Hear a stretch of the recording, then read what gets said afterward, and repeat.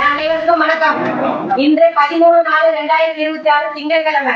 இன்னைக்கு மதிய உணவு கொடுக்குறவங்க குவைத்துல இருந்து நமக்கு கொடுத்துருக்காங்க.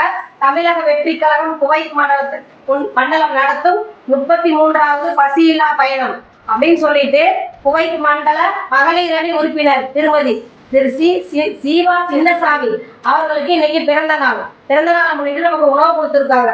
திருமதி சீவா சின்னசாமி அவர்களுக்கு நமது பாச அறக்கட்டளை பாச முதியோர் இல்லம் சார்பாக இனிய பிறந்த நாள் நல்வாழ்த்துக்கள்.